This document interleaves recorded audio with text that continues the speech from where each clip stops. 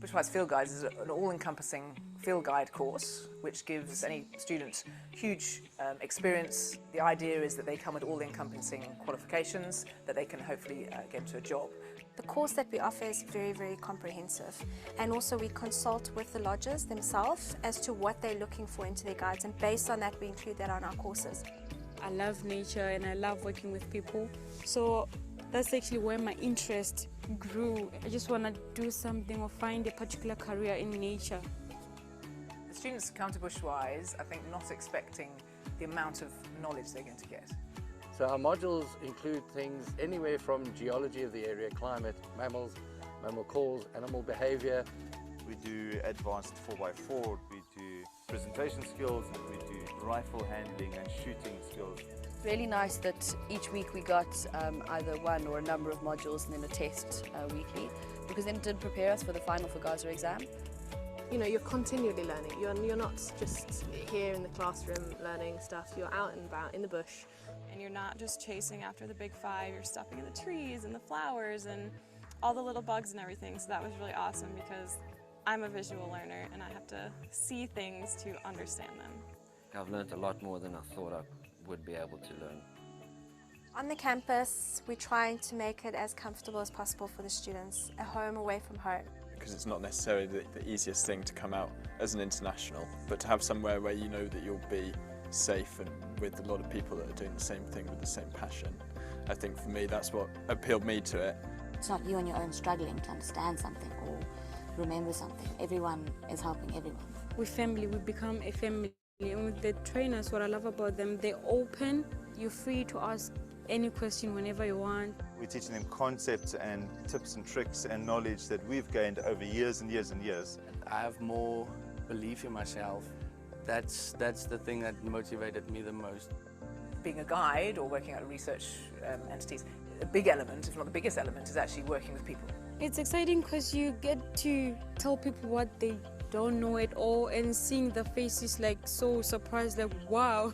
And I think our main goal is to create teachers which will be able to go out and actually keep conservation going. That's one of the reasons why we have Bushwise. We try to not only train them as guides with a piece of paper, but for them to go out, be ambassadors, and be responsible and set an example. A lot of jobs require you to have work experience, and without that often you aren't able to get jobs, so we offer the 6-month placement which enables people to work in the industry to really get that foot in the door. So they give you like a jump start into the industry. I can't wait now, I can't wait. I'm not looking forward to leaving this place, but that's when the real stuff begins.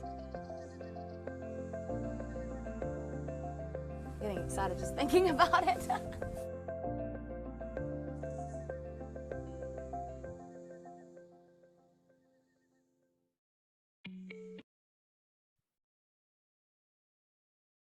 Awesome. Hi everyone, and a very warm welcome to our November Bushwise Open Day. My name is Amanda and I'm the Outreach and Alumni Manager at Bushwise. And myself and the team are here today to share a little bit more with you about who we are and about what we do. So I'm going to share our lineup with you. Just bear with me while I pull it up on to screen.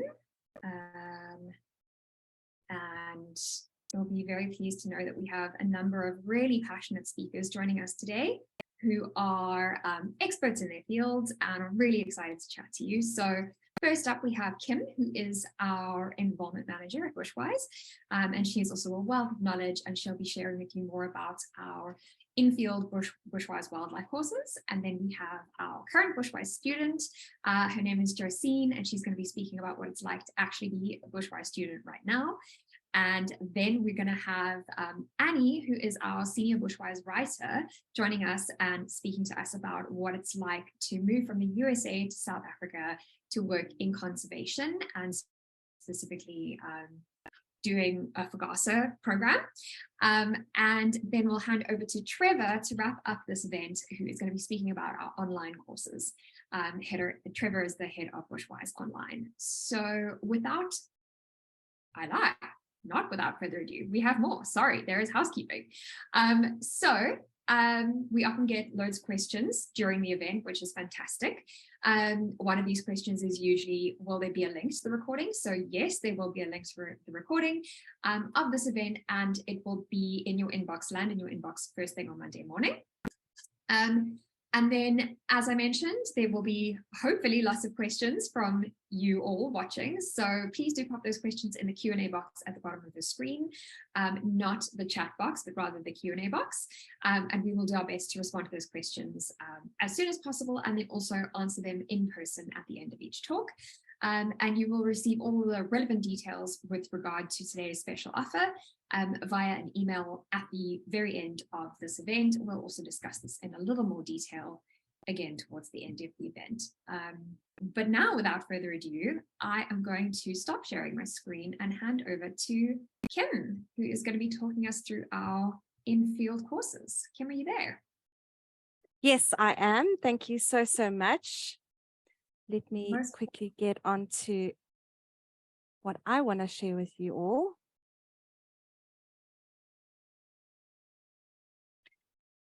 Great. So welcome to our virtual open day, which is great. Seeing everyone from all over South Africa and hopefully all over the world.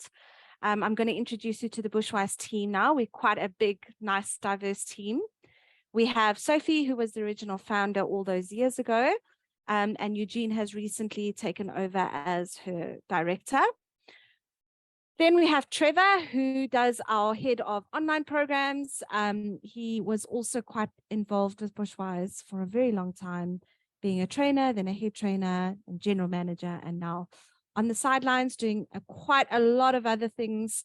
But we're still glad that he is doing our online programs.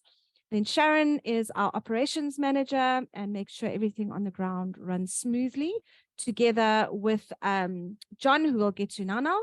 And then we have myself, who does sales and admissions, so enrollment manager. And then Tammy would be your online support coordinator for the online courses. Then we have John, who's the assistant director who helps Eugene and works quite closely with Sharon.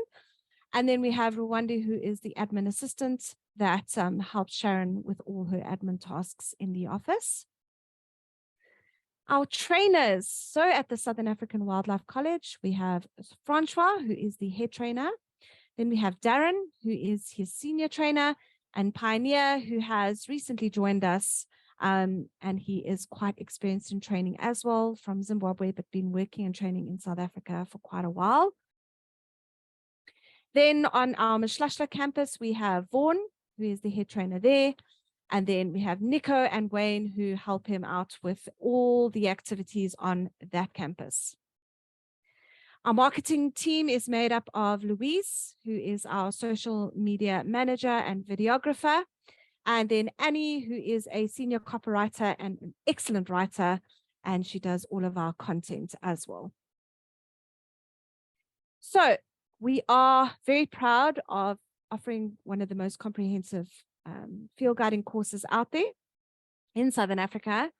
And it is because we include so many things in our course, which we will touch on a little bit later on in this presentation. All right, so our in-field courses, which means our courses that are done on campus, include the Bushwise Professional Field Guiding course, and our latest course, which is quite new and we're very excited about, that we literally launched a few days ago, is our 60-day safari guiding course. We're going to talk a little bit more about our professional field guiding course now. It is quite a comprehensive course. It is run on a Big 5 game reserve, and it includes all the other extras that make up what we feel is an excellent field guide. So track and sign, a bit of astronomy, bushwalking, rifle handling, first aid, social media, and all of that. We'll go into detail a little bit later. And at the end, you do earn your apprentice field guiding qualification in QF2, plus at least another 8 certificates. 4 of those, 4 or 5 of them altogether are actually nationally recognized. We take students 18 years and older, as long as they're fit and healthy and interested in a career in wildlife or field guiding. And of course, remember, students that are 21 need their public driver's permit to be able to guide with their guests. So we'll touch a little bit on that more in detail later. The duration options is 23 weeks or roughly 6 months. And then if you choose to do the 6-month placement, it's made up of 50 weeks, so almost a whole year. The structure of the course, we have been working quite tediously on this, and the inclusion of the online course helps us to decrease the amount of theory that we do, but increase the amount of practical we do on our courses, which is always the fun parts. So it's about 30% theory and 70% practical. Most of the theory is done in the beginning of the course. We get the exam out the way, and we can focus then on all the practical things that you're going to do on the course. Then placements, we also do placements after this course where it's mostly guiding placement at lodges, putting into practice what you've done on the course and getting an opportunity to get mentored by fellow staff. You do get food and accommodation during that time, and possibly the opportunity to earn some tips if you are choosing the placement option. So why should you do this course? It is the best value for money in terms of inclusions, as well as the most comprehensive course. So if you look at the cost and what is included, there are no hidden costs. So it might seem like a substantial amount of money, but if you take the amount of money that the course costs and divided it by the amount of days that you actually attend the course, it gives you a nice daily rate. And then it puts more into perspective what you're actually paying for and how good the costs are when you look at food and uniform and game drives and accommodation and all of that. So you can get up to actually 9 certificates. We have just included a new certificate. 5 of those are nationally recognized, which is amazing. So it is quite a valuable qualification to get in the industry. We include a 12-week online course prior to you starting the on-campus course. It is valued at 17,300 Rand, and it covers all the components and modules on the FGASA syllabus. Gives you a bit of a heads up, a head start, a good base knowledge, understanding of what is going to be covered, and you can see exactly what you'll be doing on campus. So you can kind of prepare ahead of time and manage your time, and give you less stress over the theory, the amount of theory that you're going to do on the course. So we are also very proud of the fact that we achieved the highest pass mark average since 2013, over and above all other training providers, which just goes to show the level and quality of training that we do on campus, and that we train over and above just the minimum requirements. And one of our trainers said something the other day that will stick to me. He said field guiding and beyond. And that's exactly what we do. We teach more than just field guiding. You know, you're learning about yourself as well. You're learning about hospitality skills, communication skills, social media, wildlife photography. The list is quite extensive. So with all of these extras, you'll be getting an advantage in the guiding industry. We also teach up to the FGASA level 2 or NQF 4 theory. So it's a little bit above the NQF 2. And then we also had a really impressive employment rate post-COVID. We had 100% employment rate for our South Africans that booked the 50-week course that were between 21 and 39 years old. So we're very, very proud of that. And then we also assist with finding not only placements, but recruitment services for our alumni as well. Okay, so like I said, it's a 23 or 50-week option. The start dates are the 7th and the 8th of July annually. It is done on campus. The accreditation is through FGASA and CAPCETA. You need to be 18 years or older, and there is an optional additional apprentice trails guiding practical course. There is also a money back guarantee for South Africans who complete the 50-week course, who are between 21 and 39. That tick all the boxes in our T's and C's. Basically, the offer is if you do not get a job offer within 6 months of completing the 50-week course, we will give you 50% of your money back. This is something that we are quite proud of, and it is based on our statistics. And it is something that gives people a little bit of, what's the word I'm looking for? When you invest in all that time and money, you understand that there is an end goal and a guarantee at the end, which is quite nice. All right, we're going to talk about our 60-day safari guiding course now, which is something we're very excited about having launched recently. And it's something that has come about post-COVID, changes around the world. You know, people are have lost jobs, they've been retrenched, living costs have gone up. People are not able to get study loans as easily as they were in the past. So, you know, we needed to change and offer things that were more realistic to people, where they could still get away with and walking away with a really good field guiding qualification to be able to go and look for a job.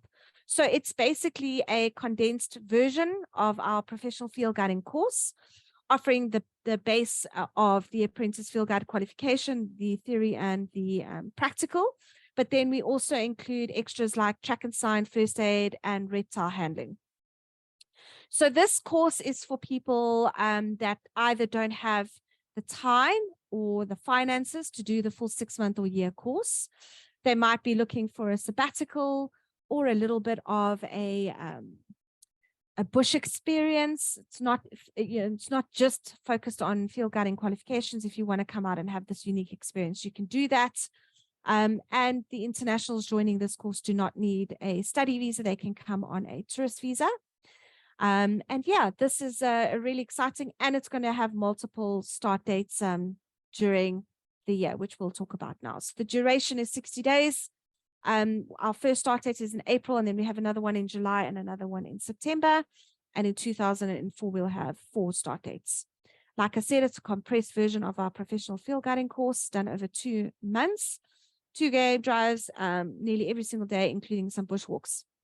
No placements are included with this option, but you will still be part of Bushwise alumni and have access to our platforms where we regularly advertise jobs and special offers for our alumni, like recruitment commission and things like that.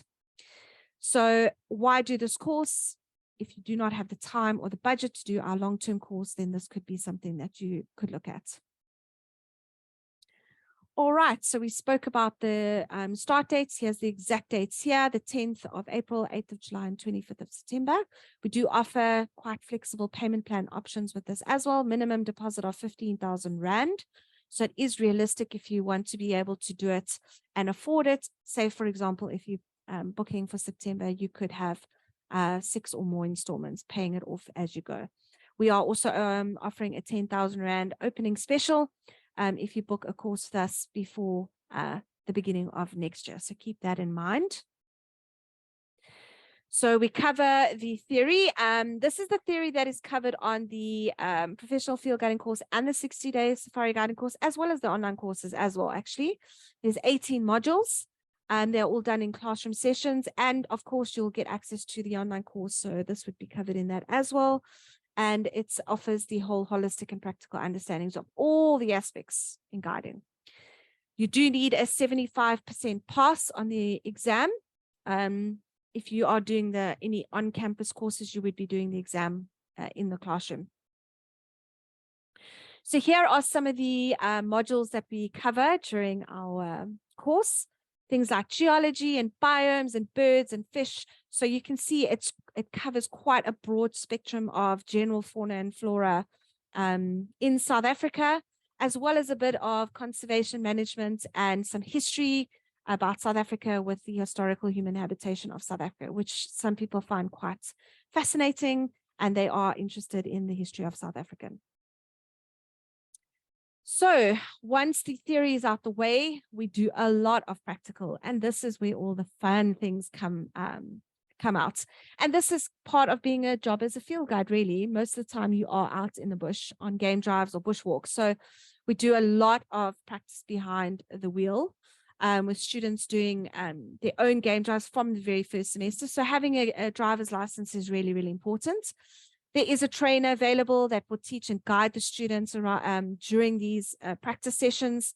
And a lot of the game drives that we do focus on what has been done in the classroom either that day or that week. So you can put into practice what you're learning in the classroom. And for a lot of people that are inclined to this kind of career, they are more practically based. So following up practical training in the classroom really helps cement that information and knowledge that you've learned. So you will spend nearly every day on a game drive, which is really awesome. You're totally immersed in the bush. So the FGASA qualification that you will get, we do the theory and the practical. It is the Apprentice Field Guide NQF 2. It is recognized by CATHSETA, so you get a certificate from FGASA and CATHSETA.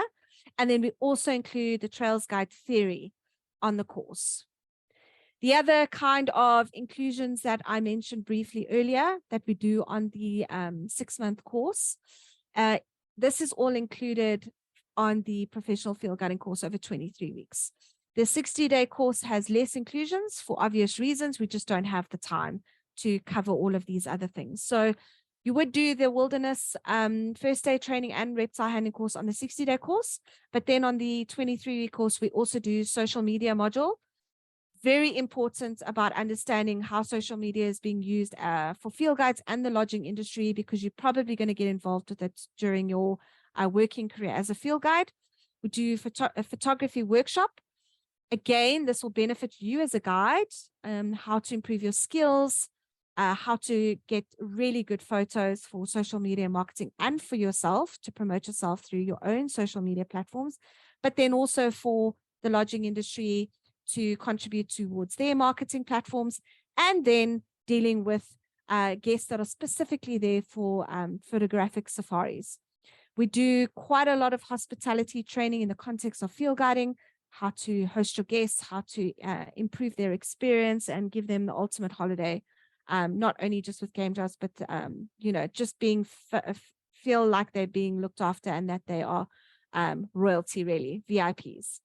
Then we do a basic reptile handling course. It's really important because we do have quite a lot of reptiles in and around South Africa, safety precautions, and just to respect them and easily and confidently identify them through this kind of course. We do a lot of driving, so you would be doing a bit of 4x4 driving and and basic vehicle mechanics, like how to change a tire, how to check for basic issues if your vehicle doesn't want to start and things like that. A lot of the times you are in the bush, in a remote area, sometimes there's no signal. So every now and again, you need to be able to get out of tricky situations.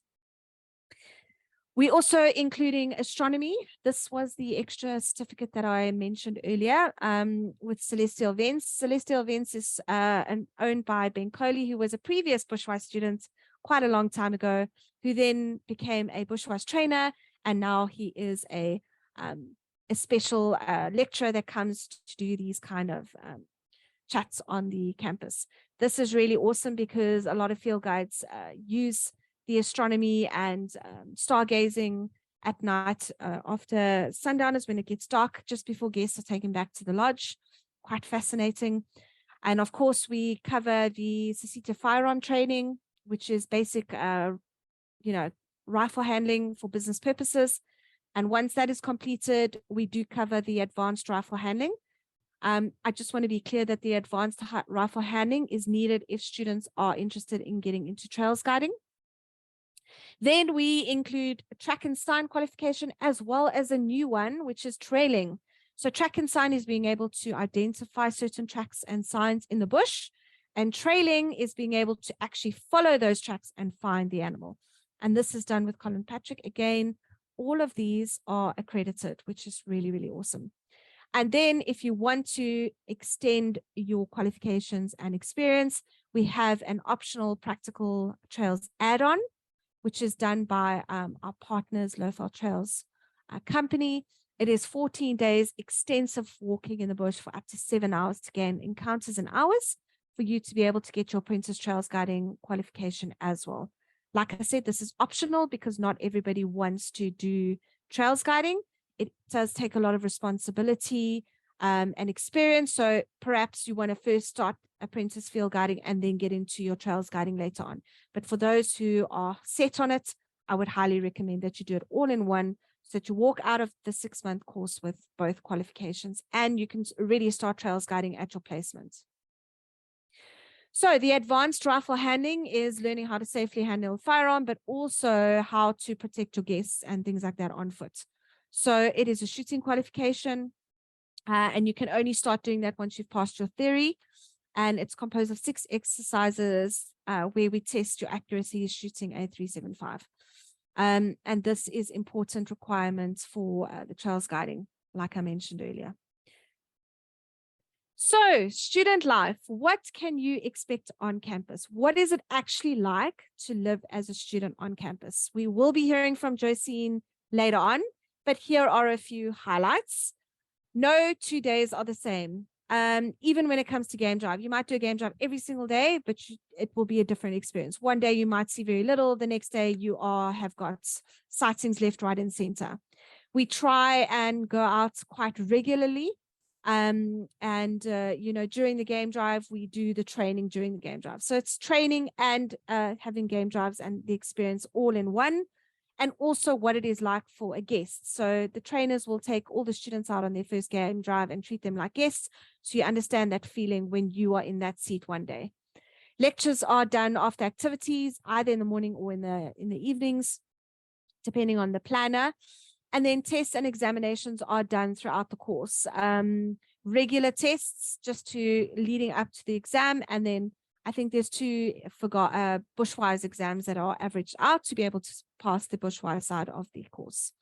So it's really, really awesome where you can get out in the bush quite regularly. And even on the campus, you are immersed in the bush. It's a small game reserve with general game and things like that, but we will cover the campuses a little bit later. So here is an example of a typical day for both courses. Early morning game drive or lecture. Brunch is then served at 11. There's some downtime between the morning and late afternoon activity where we do encourage you to take the time to study if you need to, or rest. And then in the afternoon, there's another game drive or lecture, and then dinner served after that. So we try and get you into the routine of a field guide in a working industry already. So you're ready, you used to this kind of schedule of early morning activity, break in the day, and then another late afternoon activity, because that's what it's going to be like as a field guide. Classroom days, we normally start at about 7:30, where we do lectures again. Breakfast, brunch is served at 11. You then have a break, afternoon session, and then dinner and bedtimes after that. So we do have 2 amazing campuses. Our first is our newest one, which is the Southern African Wildlife College or campus, the Kepiana campus, I believe we pronounce it that way. It's located near Open Gates, near the Kruger National Park. In fact, we are open to it, and it forms part of the greater Kruger National Park. Then we have our Mashlasha campus, which is on the other side of Hoedspruit, located close to the Greater Makalali Private Game Reserve on a campus just opposite that reserve. Both campuses run the same schedule and program. The quality and professionalism is on par. And the only difference is really the location and the type of accommodation. I will talk a little bit more about the accommodation actually before we move on to weekend activities. The Mashlasha campus is thatched bungalows, while the Southern African Wildlife campus is tented rooms with ensuite bathrooms. In both campuses, you will have a roommate. And on both campuses, there is a communal dining room, a communal classroom, communal recreation area, a pool, and Boma and Braai areas, and an area where you can walk around the campus safely if you like going for walks or doing looking at trees or doing birding or exercising. So on the 60-day course, you might have half a day here and half a day there, but on the 23-week course, the schedule is 4 weeks on, 1 week off, and then you do get Saturday evenings and Sundays off. So Saturdays are normally spent recapping on the week's lectures, maybe doing a bit of a Q&A session or something fun before the afternoon downtime, and then that's when you can relax and you know, just chill out and spend some time with your fellow students in and around the campus. So here are some cool photos of some students in action in and around the different campuses and the areas that we do all of our practical training. So we've spoken a little bit more about why you should choose Bushwise, but really one of the most important things that I think is so important or unique about us is that we have a wealth of knowledge with our trainers, over 100 years of working experience on the ground in the industry, each of them coming from different backgrounds and having different experiences in the industry. So being able to rotate between a few different trainers throughout your 6-month program or 60-day program is really cool, because you're getting a bit of diversity. You're learning a little bit more about how their experiences have been and their specialities. For example, we have Vuuren, who is an entomologist, and we have other trainers that specialize in birding and things like that. So you're learning a little bit of something special from each of these different trainers. So I think that covers most of the topics that I wanted to chat to you guys about on our courses. But I wanted to ask if there's anything that I missed in terms of if you have any questions and if I can answer anything for you now. Awesome. Thank you so much, Kim. That was really interesting. Always fantastic hearing from you. We haven't had any questions come in just yet, but I'm going to ask a question myself, and that is, would you be able to tell us a little bit more about what kind of weekends look like and kind of off time? What do students typically do in their off time? Yeah, so that's a great question. And there were a few other things that I thought I should talk about, seeing that we don't have any questions, things that I get frequently asked during the sales process. But to answer that question, you know, we are in the most stunning area. We are in close to the Blider, what do they call it? Blider Mountains, the Drakensberg Mountains. We have waterfalls and game reserves in our area. We have the famous 3 rondavels, we have Marepskop, we have the Kruger National Park on our doorstep. So there's so much to see and do in and around Hoedspruit, and a lot of the times students get together and spend their off weeks in Kruger, or day trips to these beautiful waterfalls. We have the panorama route close by, and through these kind of experiences as well, the students bond even more. And they get to experience our beautiful country, especially those that are coming from overseas. One of the other things that I wanted to chat about is placements, actually, if people chose the 50-week course. So I did mention briefly that we send you to a large organization to put into practice what you've learned on the course as a field guide, where you would be involved with getting trained in game drives and bushwalks and things like that, depending on your qualifications. But you also get involved with the lodge itself, you know, hosting guests, getting involved in the front of house and back of house, and learning all these different aspects. Having that 6-month working experience on your CV is super, super valuable. Gives you a foot in the door, it gives you some working experience, and the potential employers are getting to know you as a person, as opposed from getting 20 CVs for the same position. So it's a really important time for students to put into practice what they've learned and what we've taught them over the 6-month period. Do their best, work hard, and I promise you those opportunities will come from that. Obviously, things are a little bit more difficult for internationals, you know, having the visa rules and regulations become more strict over the years, but it's not impossible. Job opportunities for internationals is something that could happen. We've got an average of 30% success, but I also encourage internationals to not only just think about South Africa, they must open their minds to other countries in Africa and even other countries overseas, or even going back home and working with specialists that do outbound tours, safari tours in and around Africa, where they could be private guides. So, and then some of our students who have gained experience on their practicals have gone back into conservation careers back home, and were able to use their practical time with credits and things like that. So the placement is really, really important. And I think that is one of the things that is different between the 60-day course and the 6-month course and year course. Awesome. Thank you so much, Kim. We've got the questions flying in now. I see. That's fantastic. So we have a question from Anonymous, who would like to know, is the rifle handling included in the 60-day course as well, or only in the 6 months course? Great question. So one of the most important things to know is actually you do not need your rifle handling qualification if you're a vehicle-based guide. If the lodge policy is that each and every guide takes a rifle out on game drive, then you might need that. But you really only need your rifle handling for business purposes if you're going into trails guiding. So it is not included in the 60-day, basically because of time. So it is something that you can do before or after that 60-day course. We do have great connections with Letaba Security Training, and you can get it done there close to campus. Awesome, thank you. And then we have a question from Colleen, who would like to know, for sabbatical consideration, is the 60-day course only offered from April? It is only offered from April. We don't have any earlier dates, unfortunately, because this is just a new course that launched. It is an amazing opportunity for somebody who wants to do their sabbatical, because unlike our 6-month course, it's a little bit more relaxed. We are open to taking people for the experience who are not necessarily wanting to become field guide, things like that. So, sitting in classroom lectures and doing the exam is not mandatory if you are just doing it for a sabbatical, but you're still there on campus. You get to experience everything, and you get those game drives nearly every single day. So 100% an amazing opportunity and experience for a sabbatical. Awesome, thanks. And then Irina would like to know, how is it decided which campus a student will go to?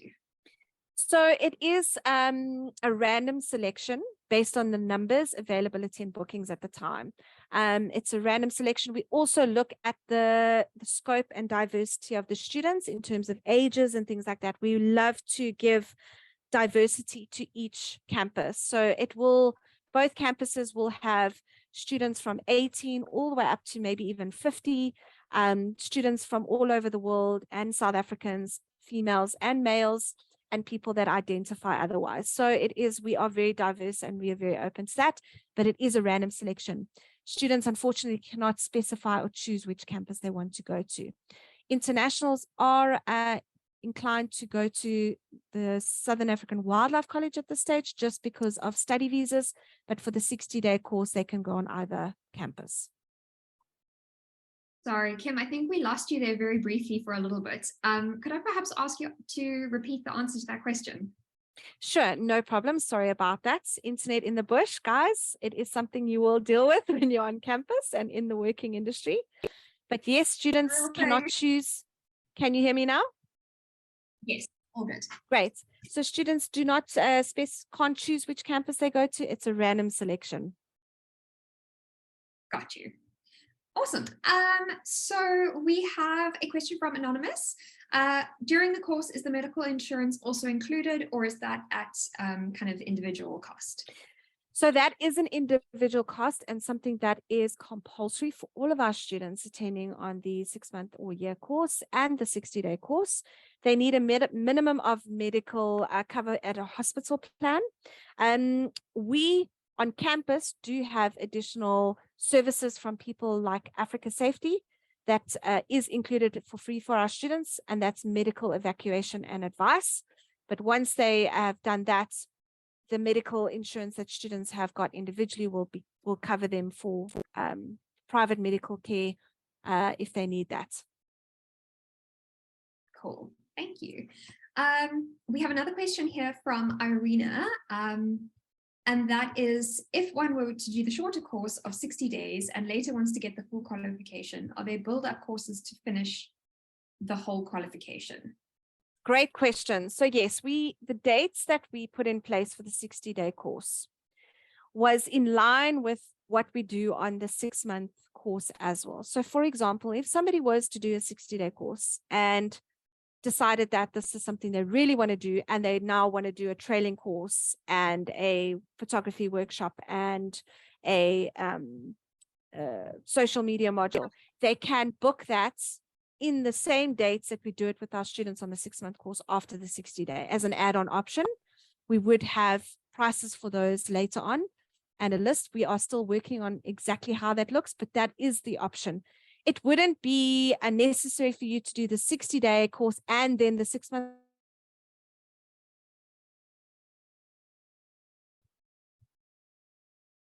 you can build on that, yes.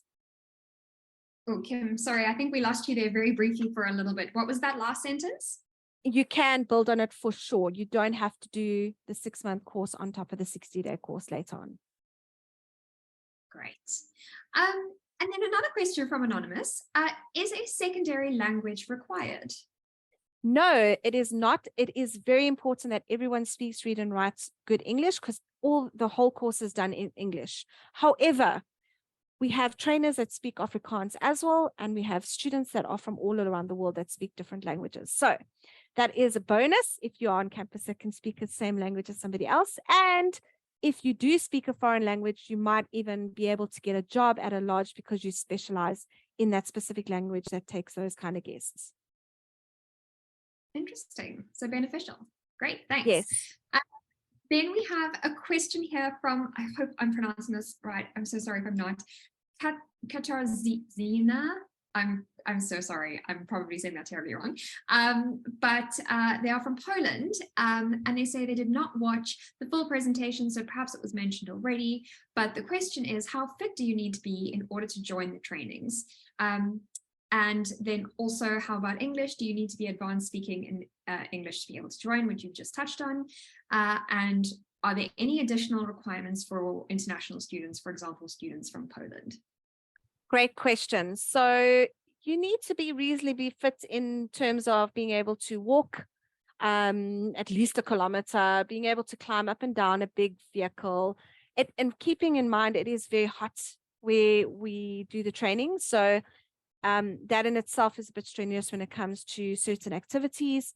So you don't need to be like a marathon runner, but it is good that you might be a little bit fit in terms of being able to walk a little bit. We already touched on the English, and then extra things that internationals need to do. So yes, you do need to come on a study visa, which is quite a process. And then the other thing is, in order for students that are older than 21 to be able to guide in South Africa, they need to start from scratch to get their South African driver's license, which includes the learner's license, driver's license, and once that's obtained, they need to then do their public driver's permit. So that is the two main differences between internationals and South Africans coming on the course. Great, thanks. Another question here from Anonymous. I'm not sure if this is all the same Anonymous or different ones, but how does placement work if you are 18 years old? So that's a great question. Placements for under 21s has always been a little bit tricky because, as we stated earlier, you need your public driver's permit to be able to legally guide. So we've come up with what we refer to as conservation career internships or non-guiding placements. Those would be placements like working alongside a reserve manager, doing research, working with volunteers, doing animal care, animal rehabilitation, anti-poaching, rhino monitoring, hospitality or ecotourism, and things like that. And you cannot choose where you get placed, but we can ask you what kind of placement you would prefer and where you hope to go in your career later on, which helps us determine what placement would help you get there quicker.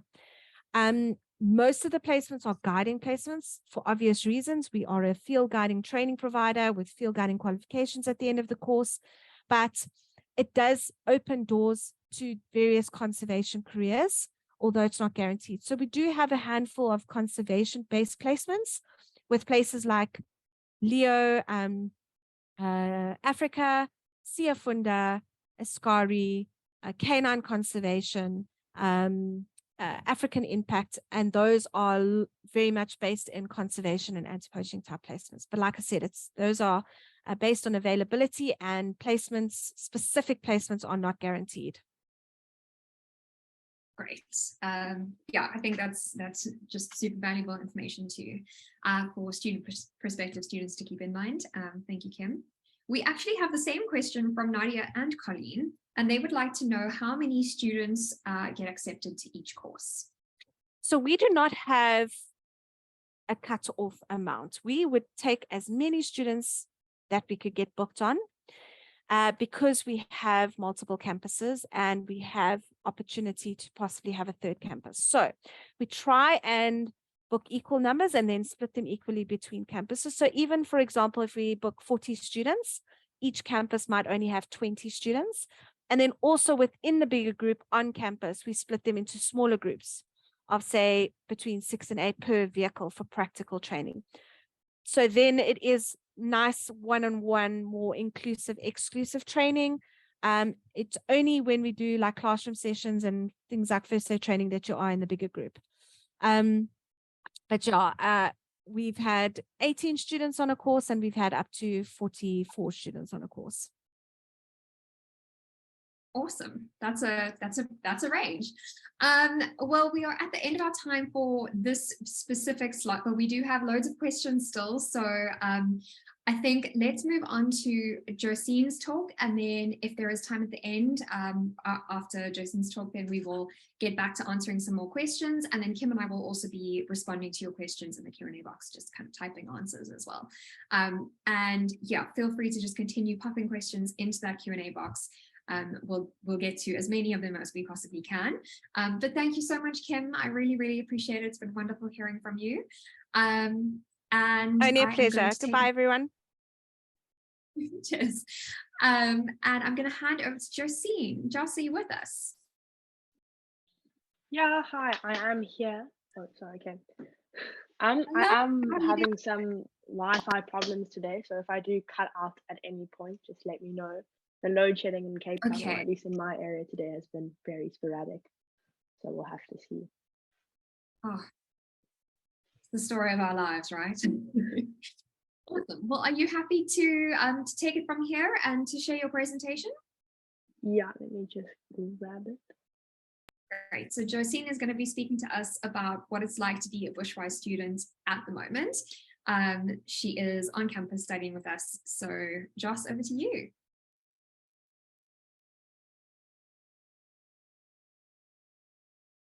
Oh, Jocene, we can't hear you. I think you're on mute.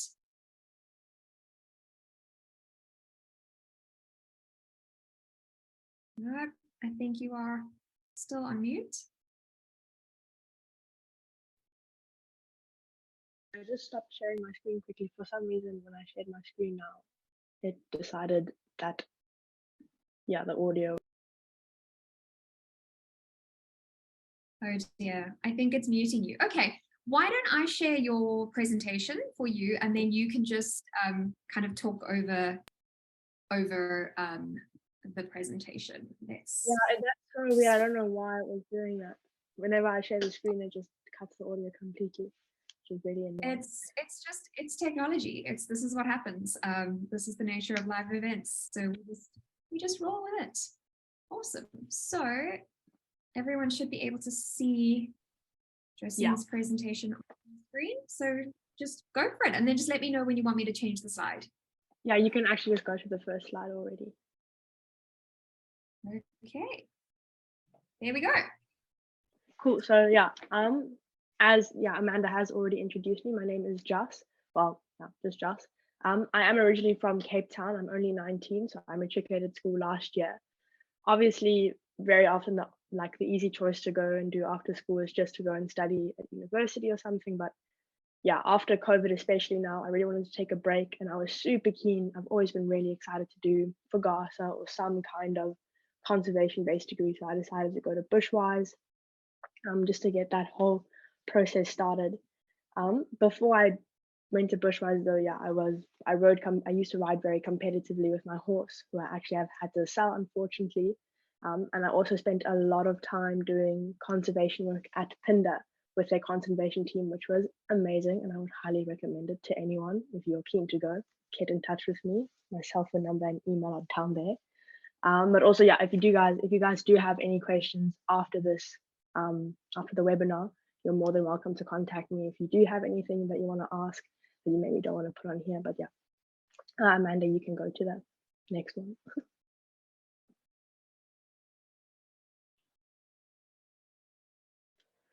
So I think, yeah, in this industry, there are a lot of different providers that they are available to go to for training.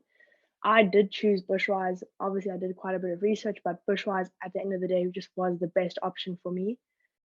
They offer you a lot of help in terms of all the qualifications that you get to do. Not only do you do your FGASA, but you end up doing like your advanced rifle handling if you do the 50-week course like I'm doing now, and even with a 6-month course as well, you also do it. We get to do tracking and trailing qualifications with Colin Patrick, so he comes and we do that. And you also get to do loads of other ones, birding certificates and a whole heap of things that you get to do. So when you leave the course, you're actually super well-rounded because you do a bunch of different things, and then you kind of just get to go into the industry with a much better foot in the door, basically. And also they're just really helpful. I mean, obviously I'm South African, so this doesn't really apply to me. But with the international students, I know like Bushwise has been so amazing with helping them to get all of their like the PDP drivers, traffic numbers, or like traffic registration numbers. Been super helpful with all of that, organizing everything so that people can just go and do this. If there are any South Africans here, you will all know our systems to try and organize traffic registration numbers or any type of home affairs paperwork is horrendous. And just it's insane in the amount of time that they've been able to like organize all of these things for all of the international students. I am at the Silk campus, so all the international students that are on this course are with me. And I think it's a pretty even split. I think there's like 8 of us, 8 or 9 that are South African, and then the other 8 or 9 international. And it's just been absolutely phenomenal to see how much Bushwise has helped them with this entire process. But I mean, even after placement, I mean, even after the course is done, I know for a fact that like throughout our placement, they're going to be there to help us. Like even if it's just contacting your trainer, I mean, the trainers are so nice. Because at the college where I am, we've got Darren, Francois, and Pines. So nice, so helpful. I know I can like chat to them whenever I need something. And even after this course is done, if I'm having a bit of a tough time, or if I need to ask a question, I can 100% message one of them and just say, hi, please give me some advice or something, which is really nice. Obviously, I'm at Sork, so I don't really know the Mashlasha campus trainers that well. I know there's Vuuren and Miku, and I cannot remember who else there is. But just from what we've heard, they all seem super nice. So if you do come either on the 6-month or the 50-week course, you'll be in very good hands as far as it goes with trainers. You can go to the next slide, Amanda.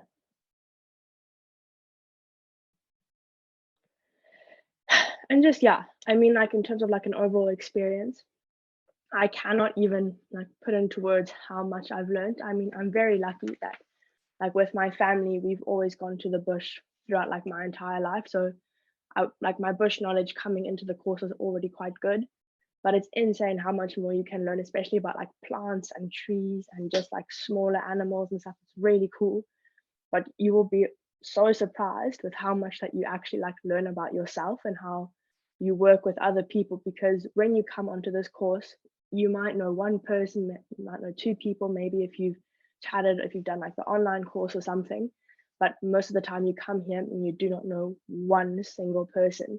And it is really a challenge to try and like work as a team with people and to trust people who you've never met before and people who you don't really know. And it also really tests you on like how you interact in social reactions or interact with conflict and resolve conflict and just everything. Because yeah, like if you don't know someone and you don't really know what to say or what to do or how they react to things, it is a massive challenge, but it is really cool because that's how it is going to be when you are actually guiding or working.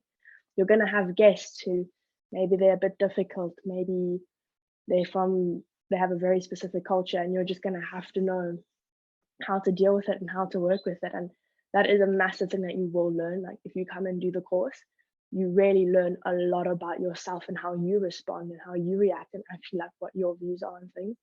And that is really, really cool. And that just also goes into like a lot of the skills that you do learn. A lot of it is like social skills. And you think coming to the course, oh, I'm going to learn so much about the bush and I'm going to be a bush nut, and the bush, everything is about wildlife. And you actually realize a lot of this is people skills, social skills, because at the end of the day, if you do become a guide, that is what you are going to be doing. It is going to be working with people 90% of the time, speaking to them about stuff going on around the world and having chats. And that's been so much fun, is meeting all of these new people who are from different parts of the world. I mean, on my course, we've got 2 people who are from the States, a couple are from the UK, There's one man, he's from India as well. So it's such different like cultures. And you like, it's just very, very cool. And it's a really good experience just to get just to know how to work with different people. You can go to the next slide, Amanda. I mean, like, this course has definitely had a very large impact on my life, and obviously learned a lot about myself, but I've also just been really lucky to meet some really amazing people. I've met some really good friends, people who I'm going to be friends with probably for the rest of my life. And in that, you know, you're also making some unforgettable like memories and having these insane experiences. Obviously, you're going to be seeing some really cool things if you're really lucky. Like we've been having at the Seoul campus, sometimes we have the white lions who come through, which is insane if you think about it. There's not many of them, and so to be able to see them is really cool. The wild dogs come through there every now and then. So there's a lot of really cool stuff. And not only are you going to be making some really cool like wildlife experiences and stuff, but there's a lot of other things going on with your friends where you're going to have maybe a braai and you're going to have a lot of fun and a little bit of a joel, or there's going to be jokes and laughs and memories, and you're just going to have so much fun. And that is really what makes the course, is if you have fun and you're cracking on and you're making like good memories, having fun with people, it's just going to make it so much better. And then kind of like regardless of what happens, you're going to look back and say, oh, I've had the most amazing time, which is just basically what happens. I think every single course that like we've heard stories on, everyone has just absolutely had a joy, and that just makes it so much fun. And basically, I think like as well, like just in terms of like my future career, obviously I am quite young, but I think by doing my FGASA and getting all of these things in place, I've put myself in such good stead like going forward. It's also given me a really good idea of what I actually want to do with my life, because I've only left school last year, so I really didn't know what I actually wanted to do, and so this has really given me a good direction on where I can go.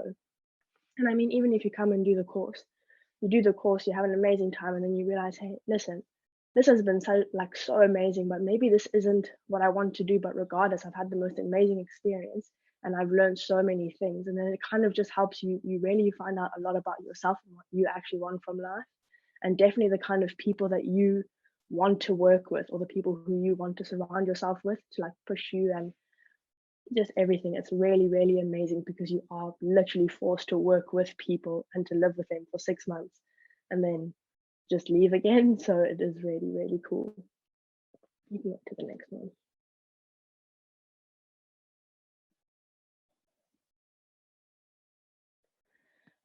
So yeah, kind of basically just a little bit like about me and what my plans are for the future. So obviously after this course finishes, I'll be starting my placement in December, which will run until next year, June. And then after that, I really don't know. It depends. If my placement goes very well, I could be offered a permanent job there. But that does depend. I'll have to see what happens 6 months from now. Otherwise, I could go traveling again afterwards. I am only 19, so, and luckily my parents are very supportive, so I have the option to go traveling a bit maybe afterwards, or start studying at university as well. Maybe go and do a conservation, ecology, or like vet nursing degree. I'm not 100% sure yet, but figure that one out later. But yeah, otherwise I'm super excited to start volunteering again. I've done a lot of volunteering in the beginning of the year, and it was such an eye-opening experience, and it was so much fun. So I'm very happy to continue volunteering with various conservation-based teams, not necessarily just in South Africa, but maybe in the rest of Africa as well. That could be really fun, maybe to travel up to like Kenya, Tanzania, around there, get involved. And also just, I think, to do a lot of like wildlife monitoring. I really want to get involved with more pangolin research. They are the most insane little animals. I promise you, if you have not seen a pangolin, if you do not know what it is, Google them. They are so funny looking, but they are so cool. And you'll be very, very, very lucky if you come to South Africa and you do see one. They aren't very common, but they are really cool. Write it down, Google them, it will blow your minds. But yeah, that is just something I am very, very interested in. You can go to the next slide.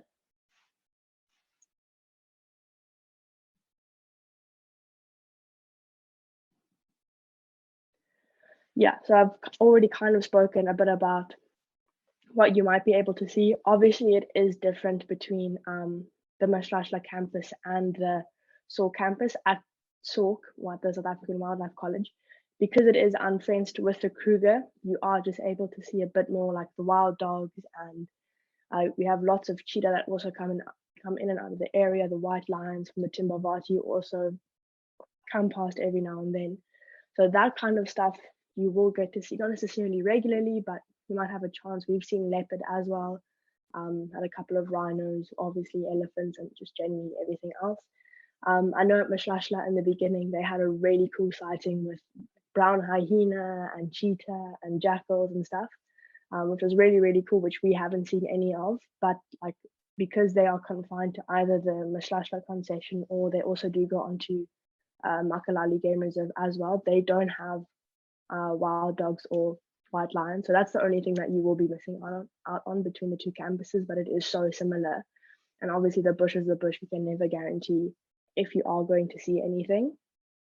And then, yeah, obviously just to touch on like off weeks and weekends, definitely, like you're going to be at this campus for 6 months, try and get away.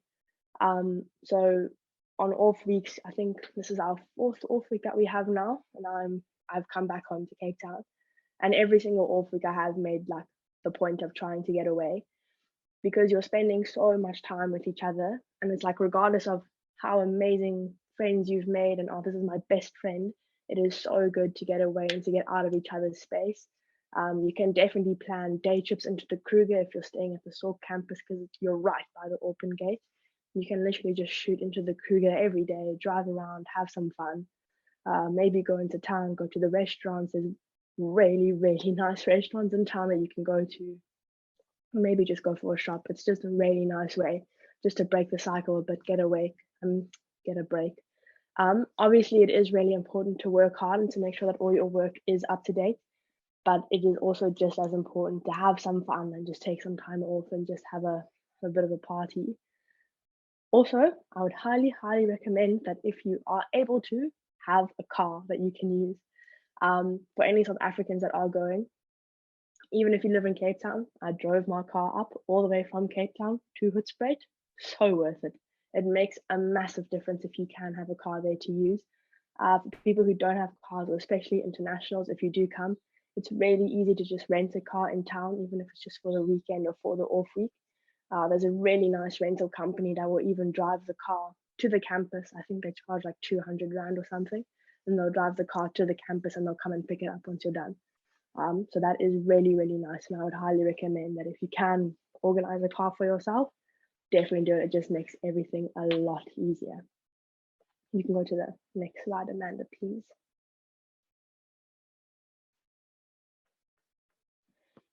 And yeah, like guys, I cannot stress it enough. The work that you're going to be doing for the FGASA, or just in general, the work isn't hard, but there is a lot of it. So try and be diligent and work hard and just stay up to date. I mean, every single week you're going to be doing, for the first 3 semesters, at least like first 3 months, you're going to be doing like 3 different modules every single week. Try and finish those, get the workbook filled in. If you fall behind, it's so hard to catch up again, because it's just like you're constantly busy and doing work.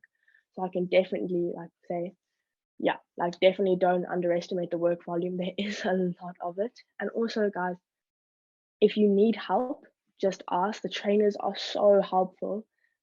If you're not understanding a topic or a module, they're really happy to take you for some extra time, sit down with you in the classroom, really explain something to you. They can go over the PowerPoint with you again, help you look at the questions in the workbook, which you have to have filled in before you can even do your assessment. And that is really, really nice. Like if you're not fully understanding something, ask the trainers. If you don't want to ask the trainers, go and ask your friend who maybe is grasping the topic really well. It's really nice to work in a group with everyone. Everyone's going to have a different take on something and be able to explain it differently. But it's really important to work together, and then just to work really hard and be diligent. Obviously, take time off when you want to take time off, have some fun, take a break, don't burn yourself out. But yeah, just try and stay on top of the work, because if you don't, then it does get to a point where it does get a lot. You can go to the next slide, please. yeah, this is basically just the basic schedule that I could come up with. So the first 3 semesters are quite hectic, but that's because they're prepping you for your FGASA practical assessment and your exam. So for the first semester and second semester, it's basically you wake up like 5:15, 5:30 in the morning, 6:30, 6 o'clock, you're out on drive. You'll be on drive until like 9 a.m., 9:30 in the morning, depends who's driving and when you come back. And then you will have a lecture until lunchtime, which is 12 to 1, you'll have a break. And then it really depends on the day. I mean, also how many modules you have to get done in that week. Sometimes you'll have a lecture again after lunch and between afternoon drive.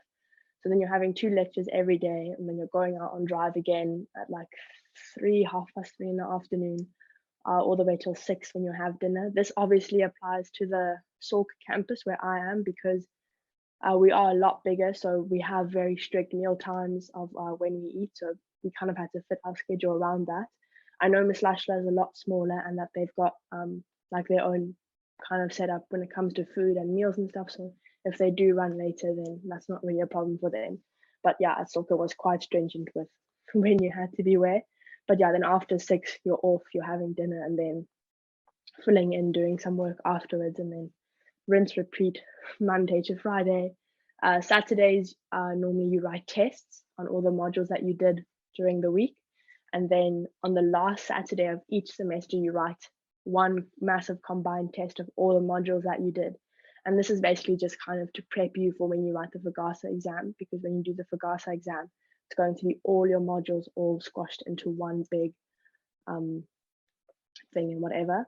And yeah, so basically Saturdays, we normally consider them to be half days, and then Sundays are fully off. So often on a Sunday, you can go into town, go into Kruger for the day, just have some fun. Both campuses do have pools. So if it is hot, go for a swim, chill by the pool. It's really nice. And then yeah, off weeks are normally from the Saturday and then till the next Sunday. So it gives you plenty of time to go somewhere, do a road trip, or yeah, just have some fun. You can go to the next one, please. Oh yeah, okay, so we're done. So if anyone has any questions, please just feel free to ask. Yeah. Awesome, thank you so much, Joss. That was amazing to hear. It sounds like, yeah, it sounds like you guys are having an absolute blast, and at the same time just learning huge amounts and spending your time really wisely and valuably. So thank you so much for sharing more about your experience with us. We actually do have 2 questions for you specifically. The first one is, what's a semester in this context and how long is it? So a semester is essentially is just 1 month, because how the 6 months works is you'll do a month on, so basically 4 weeks on, and then you'll get 1 week off. And then you'll go 4 weeks on, 1 week off, and then you'll start your next semester. So in essence, there are 5 semesters in total, and then you have 4 off weeks, and then after your 5th semester, you start your work placement, depending if you get one or if it starts later. Gotcha. And then we have one more question, and that is, how far is town from the campuses? So the Salk, so the South African Wildlife College, I think we're about a 30 minute drive from town. Depends how fast you drive. I drive like a granny, so it takes me a bit longer. But yeah, it isn't that far. It is literally only, I think, probably I would say an average 40 minutes, which isn't too bad. During the week, it's not that easy to get to town, depending on what the schedule is and what you are doing. But on a weekend, it's really easy to pip into town, go buy some groceries. There is a kitchen that you can use with a fridge to put some food in if you want to make cheese toasties or just have some snacks. You can keep your stuff in the kitchen, which is really nice. But yeah, be careful of squirrels and ants and monkeys, because they get into everything. So I wouldn't recommend keeping things in your rooms. All right. Okay. I love a good cheese toasty. Awesome. Well, we've run a little over time, so I'm going to wrap up there. But thank you so much, Joss, for joining us today and for sharing more about your experience. I think you painted a really thorough picture for the audience today of what it's like to be a Bushwise student. And I think everyone really appreciates that. So thank you so much. It was lovely chatting with you today. Thank you. Cool. Cheers. And I'm now going to hand over to Annie. I believe Annie is with us, and Annie is our senior writer for Bushwise. She's responsible for a lot of the content that you see on our social medias, on our website. And Annie is going to be sharing with us a bit more about her journey from the USA as an American to South Africa and working in wildlife. So Annie, welcome. Thank you, Amanda. No, it's fun to join this conversation. Sorry, I don't have the beautiful background that the other presenters do, but my computer's not quite there yet. So I'm gonna go ahead and share my screen and just let me know, give me a little thumbs up when. So let me hide. Can you see everything? Yes, it's a dashing photo. All right, cool. Okay, so we'll start. Great. Okay, so as Amanda said, my name's Annie, and I am originally from the United States. I'm actually originally from Texas, so I don't know if I have any fellow Americans on the chat, but howdy if you are there. I've lived in South Africa for almost 8 years, but have been coming back and forth since 2008. And this is just me telling my story, really. I work for Bushwise now. As Amanda said, I do copywriting. But I have done a few different things, which I'll chat a bit about. I am a field guide. I'm a trained field guide, but I don't work as a field guide. So I'm hoping to speak to those of you that are possibly considering this as just one step in your career. And it's definitely a way to gain some incredible skills to help you down the road, no matter what you want to do. So just to get going, who am I?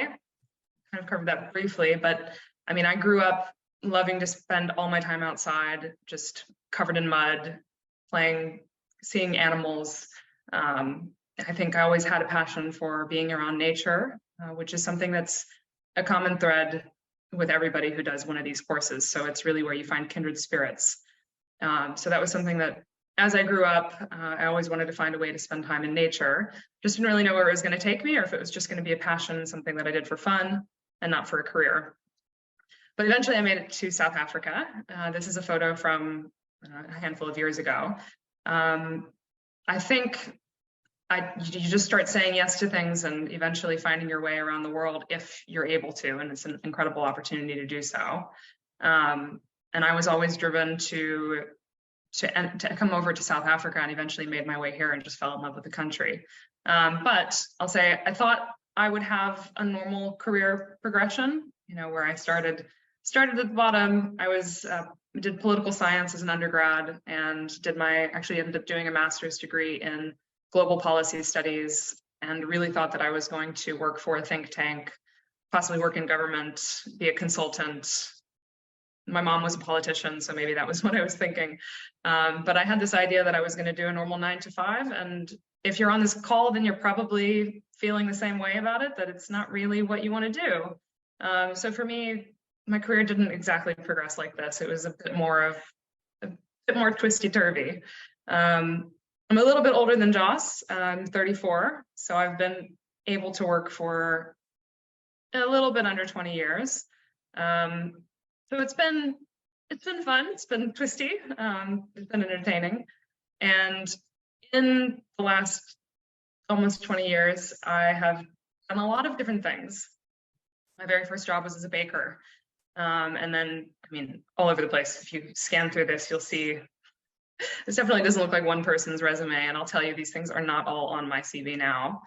But I was trying to figure out what I wanted to do, but I also wanted to just enjoy myself and have fun. So some of these jobs I did I was a baker for 5 years. Some of these roles were more like in school. I did the climate change coding. I worked on nuclear policy research here in South Africa. I ended up volunteering at the zoo because I was just desperate to spend more time around wildlife while I was in the city in Johannesburg. And then I started adding skills to my CV over time and slowly thinking, maybe the policy thing, maybe the politician thing is not the direction I'm going to go. And maybe it still will be one day, but maybe that's not where I want to be now. And so I ended up getting more and more into the conservation side of things, just sort of inching my way over into conservation, and spending time around wildlife as much as I could. But I was still working full time, doing different things, freelancing for the most part, especially for companies back in the States. I saw some questions in here about international visas. And it can be, I won't lie, the study visa is not a challenging one necessarily. If you have the support documents that you need, then you can get a study visa. But if you're looking to do something more permanent, it's just, they want to make sure, the country wants to make sure it's only bringing in people who have skills that are useful. If you're willing and determined to work at it, you can get a visa, and there are ways to do it, but it is challenging. It's not an easy process. So finding work afterwards, it's just something, you know, you have to be willing to really work towards. So for me, again, I've been living in South Africa. I've been here at this point in 2019, I'd been here for 4 years, and I was just tired of actual full-time 9-to-5 work. So I found a FGASA course. I found a 55-day course very similar to the one that Bushwise is now offering, the 60-day course. And for me at that time in my life, 6 months just wasn't realistic, but I really wanted to do a FGASA course. I wanted to dive into living in the bush, learning about wildlife, spending time doing hands-on conservation in a different way. And as you probably can guess, I consider myself a lifelong academic. Like I always just want to be learning.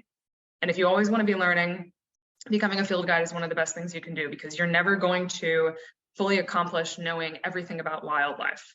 Animals will always surprise us and do something that the book says they're not going to do, or just throw it completely out the window. So I did one of the courses that was 2 months and absolutely loved it. It was definitely one of the most amazing things I ever did. This picture of this elephant bull was actually taken on the very first afternoon of my course. The sun setting behind him looks like it's straight out of an Amarula ad, and it was like just this eye-opening moment that made me realize I was on the right track. Even if it wasn't going to be my career, I was doing the thing that I needed to do in my life to open my eyes to the world of conservation the way I needed. So that course really, for me, it was 2 months, and when you get to a course like this, you find that the people who are doing the course with you, and Joss can say this too, I mean, there's so much diversity on a course like this of people from all over the world, people of all ages, of all backgrounds, but we have the one thing in common, which is that we're interested in wildlife and conservation, and we have a passion that we share. So you very quickly make friends and memories, and just, you know, I mean, the 6-month and the 1-year-long program give you even more opportunities to do so, but even in just 60 days, incredible connections.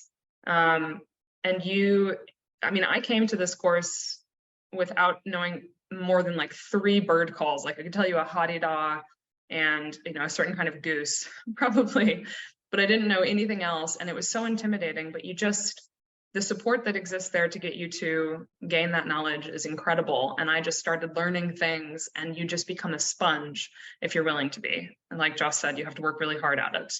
And you gain people skills you wouldn't have expected to. I mean, and they're very transferable, which is also something I think is super important.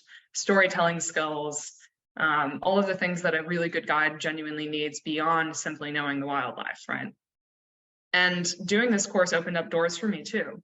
I mean, like I said, I wasn't sure I was going to actually become a field guide, but I knew I wanted to do the course. And I went back to Johannesburg, and having FGASA field guide on my resume ended up actually getting me a job as a program manager at the Endangered Wildlife Trust. I had my master's degree in public policy, but it was the fact that I had done a 60-day FGASA course that really got people's attention. I think it's a very unique experience. As an American, I don't go back to the States without having to have the conversation over and over again about the fact that I did a field guide course, a safari guide course. It's just so unusual and unique, especially for internationals, that it honestly boosts your CV. It's an incredible way to spend a gap year. You don't have to justify why you took time off to do something, because it was really worth it, which is a really cool reason to do it. And I think the sort of moral that came out of that for me was that I just kept saying yes to things and trying out these different opportunities. And the FGASA course really did that for me. The very next year, of course, we had our lockdown, and I had to go back to the States for family stuff. And when I went back to the States, also had to step away from my full-time role at the Endangered Wildlife Trust.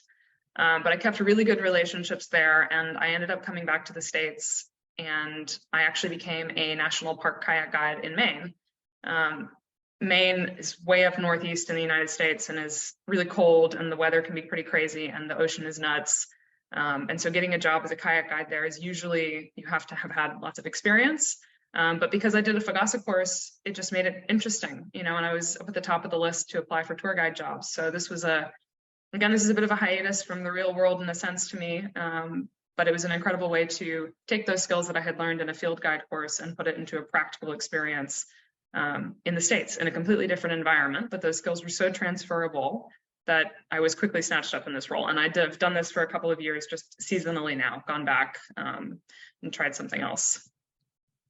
But I had to come back. There was no way I was going to stay away from South Africa. So I ended up coming back late in 2020. So I took these photos. All the photos in here are mine. I've always loved wildlife photography, and it's something that's included in the 6 and 12-month courses, wildlife photography workshop and social media, which is also really important as a guide. But you know, there's just always something to take a picture of if you're in the bush. So I just couldn't stay away. I had to come back, and I've made it my purpose to get back as often as possible, even though I don't live next to Kruger National Park. I live down in Durban on the coast. I try and go back up for about a month every 3 months when I can, just to be around the wildlife. I'm also currently pursuing a second master's degree for my sons because, you know, one's not enough. After working with the EWT, managed to make great relationships with the guys working there, the guys and gals working there.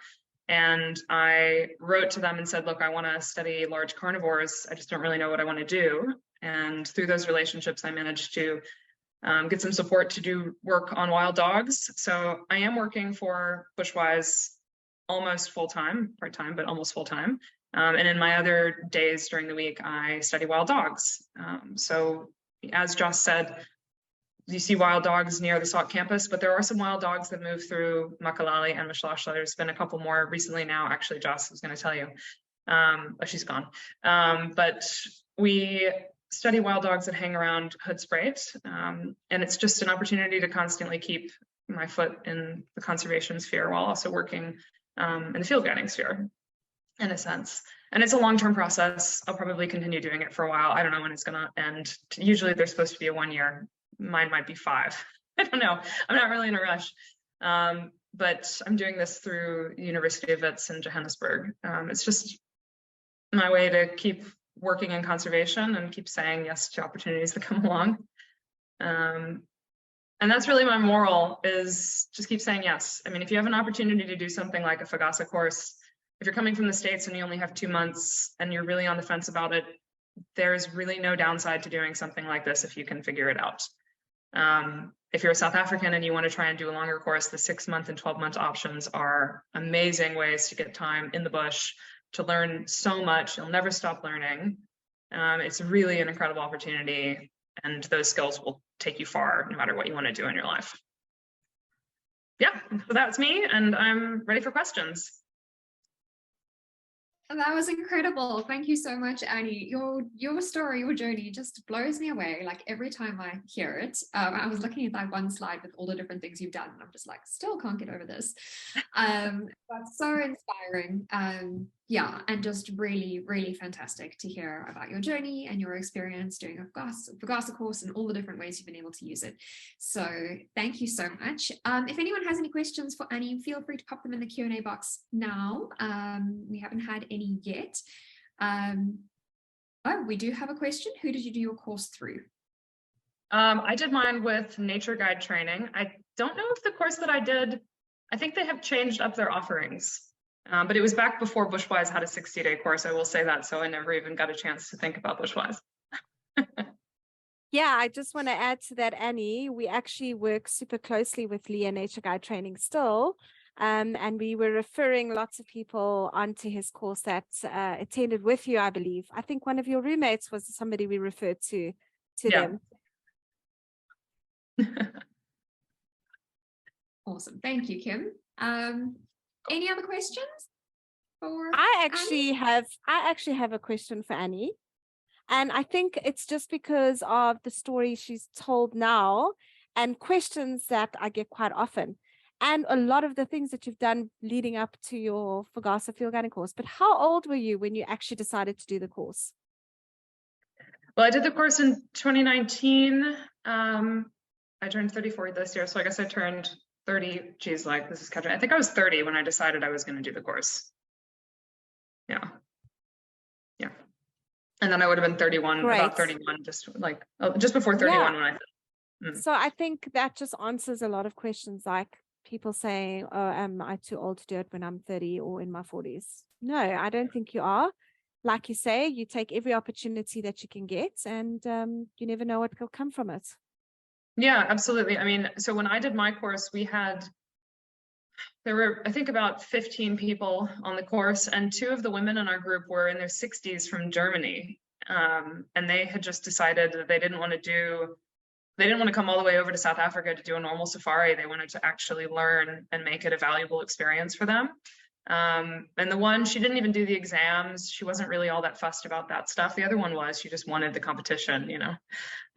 So she did the whole thing, but neither of them ended up working in the industry. But then we also had a couple of older, I say older, I mean, really like, you know, he was 40, and then there was another guy who was maybe 50, and they ended up working in the industry afterwards. One guy went on and became a bird guide. So, I mean, it's really like, it's such a foot in the door as far as qualifications go in South Africa to do something like this if you want to work in conservation in the field and do practical stuff. And just having the knowledge of other species, like even if you want to specify eventually, just knowing more about, you know, the environment and ecosystems and ecology and how everything works. It's hugely valuable no matter what your age is. Yeah. Awesome. Thank you so much, Annie. Yeah, I guess it just boils down to like learning is never a waste. It doesn't really matter what you're learning. There's definitely the kind of eternal students. So I think I'm going to wrap it up there. We have one more talk for the day, but Annie, thank you so much for joining us. I loved your presentation. It was fascinating and hilarious and brilliant, and I look forward to hearing much more about your stories down the line. But thank you so much for joining us today, and hopefully we'll have you back with us at another open day soon. Perfect. Oh, if I end my screen, there we go. Okay. And take the camera if you want, yeah. Awesome. Cheers, Annie. And then I am going to now hand over to Trevor, last but not least for the day. Trevor is our head of Bushwise Online, and he is responsible for all things online. So all those programs that we offer kind of remotely, if you are unable to get to South Africa, get to Limpopo, then, you know, we do offer online options, and that's where Trevor comes in. So Trevor, I'm gonna hand over to you. Thank you for joining us today. Thank you, Amanda. Thanks for having me. Thank you for the invite. And hello everyone that's logged in. I'm quite sure by now you want to hear some more. Just to add on to Annie's story there, and the age-related things. So some of you that might be in your twilight years, here's hope for you yet. I started out at the tender age of 39 starting my guiding career. I'm now in my late 50s and I've never looked back. So there's a little bit more encouragement for you folks. So with that being said, I haven't had as much as a checkered career as Annie, but yes, I've been around the block a couple of times. So if you give me a moment, I will share my screen with you and chat to you a little bit about, oh my dear. Okay, just stand by. For some reason, my presentation has vanished. Give me a seckie. Trevor, I do have your presentation open in front of me if you would like me to share it. And hopefully this time I can. Okay, let's do that rather. For some reason, it just vanished. I had it open. Very, very weird. Okie dokie. Let me just get back into screen. These things happen to the best of us at the optimum time. So if I'm assuming most people here weren't here at our previous open day 2 months ago, but I offered to share my presentation for Trevor, and then as I was about to share it, my my browser window crashed and wouldn't reopen. So that's probably what happened with mine. Unable to share it with anyone. Here we go. I think, Trevor, can you see my screen? Is that all right? Yes, 100%. Thank you very much for the assist there. All right, as I've been introduced, I'm in charge of the online content delivery, etc. I'm here to chat to you a little bit about the online courses and how they work. and how they can benefit you if you're considering a career going forward. Amanda, you may move to the next slide. All right, so on offer, we have broken the online course up into 3 components. And the idea is so that, first of all, if there are financial constraints, you can do it in section until such time that you can afford the next component, if you want to call it that. The third one being a combination of the first and the second that are on your screen right now, 8 weeks and 4 weeks respectively. But if you do the full 12-month course, 12-week course, it includes the 8 and the 4 weeks as it is there. It's obviously also, if you've got time constraints in terms of commitments from a work perspective or family responsibilities, etc., but it can be done. Amanda, we can go to the next.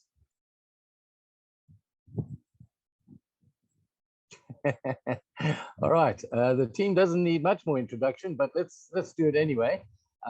We have Kim, who's already enlightened us with all the good things that we can offer. Hi, Kim. And we have Tammy France, who is the online support. So any questions you might have from a technical issue, or if some assignments have not been completed and you need them reopened, you channel that through me, and obviously I have a chat to Tammy and she will sort it out. But any other student questions that might be in the back of your head once you've enrolled, Tammy is your support. Okay, we can move on quickly. You have yours truly, although there I look a little bit fatter than I do in the screen. What happened? Never mind. All right, so here we've got some feedback from past online students, and I'll read it out to you. The course is very interesting and enhanced my basic knowledge of South African nature a lot. The teachers explain the material well, and the handbook is a clear overview of all learning material. Some improvements to the learning methods used are necessary to make it an even better and more visual course, but we've sorted out those glitches. All right, so we can move on to the next one. Beautiful butterfly, by the way. There we go. Right, so let me start with the Nature Enthusiast course. As per the second slide we saw earlier, this is an 8-week course. All right, this is for anyone who actually has an interest in trying to expand their knowledge on nature in general. Okay, anybody wants to learn more, and also for self-enrichment, but to improve your knowledge in general. I mean, there's a lot that can be read in books with often very different perspectives, depending on the authors of the different books. But the underlying thing, it is all to improve knowledge in general. And it's also, if you're not necessarily wanting to become a field guide, but the subjects that we cover are subjects that would help you in any wildlife career, as we've seen with Annie. And as Jocene mentioned earlier, who's one of our top students, by the way, there's more that meets the eye. Thanks, Amanda.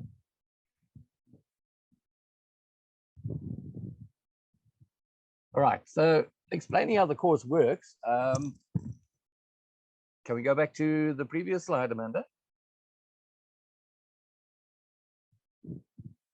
Previous. Okay, no, you're going forward. Okay, there we go. Thank you. All right, so the object of the online exercise is for you folks to work at your own pace. All right, this is not a classroom situation. There's only one compulsory sort of module or attendance that I would like to see is for the actual webinars, where we discuss this week's modules and the following week's modules, etc., in depth. You will be provided, once you have logged on, etc., you'll be provided with all the study material. And obviously there's some chats that take place. We try and make it a very immersive and information sharing type of platform. So it's not just me sitting up front there on your screen and just blah, blah, blah. It's a two-way street. I try and get everyone to contribute to various topics of discussion, etc. But the slides wherein there are various voiceovers from our training team. You saw them earlier with Kim. So I'm talking about the head trainers and the other senior trainers. we all participate in sharing this information and just trying to enhance the actual study material. The topics include all 17 modules that FGASA require be, how can I say, known in depth for the final FGASA exam, if you're choosing to go there. It is endorsed by the FGASA Field Guides Association of Southern Africa, and it's the equivalent of an NQF2 qualification, which is the National Qualifications Framework, which is an South African education category for after school or after, how can I say, formal schooling. So it actually helps. It's almost like a diploma. Alrighty, next slide.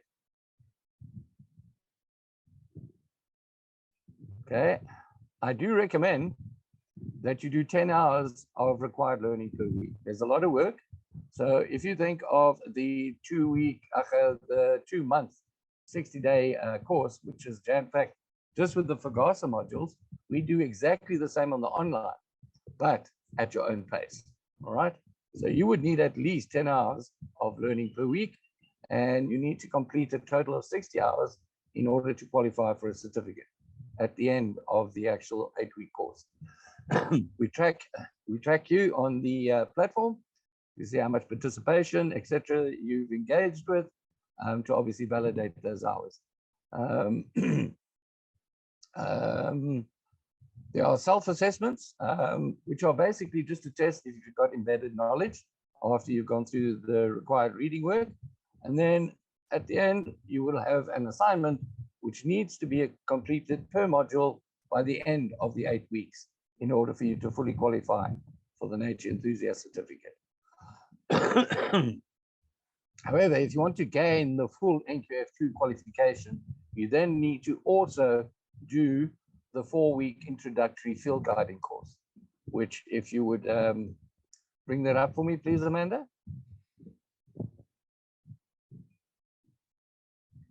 Okay. Oh, sorry. Yeah, are the requirements to apply.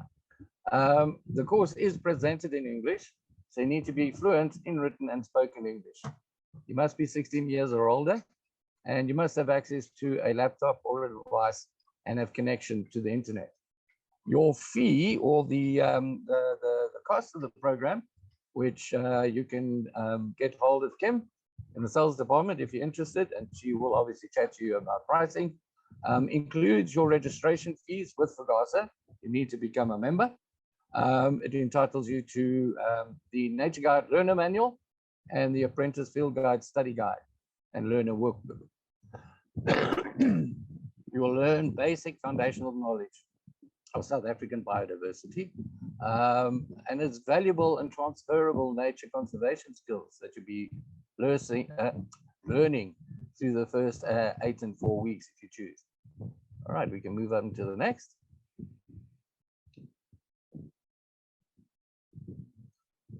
All right, the next component is a 4-week-long component, which actually deals not now with the basic knowledge that we try and embed in the first 8 weeks, but it's now how to deliver that information if you were in a guiding sort of position. All right. But you need to get it, as I'd mentioned before, to get the full NQF2 or FGASA NQF2 qualification. It includes all the guiding-based modules. It's focused on preparing for your role as a guide or a safari guide. We prefer to call ourselves field guides. Okay. And most importantly, it includes how you should conduct the drive or walking safari.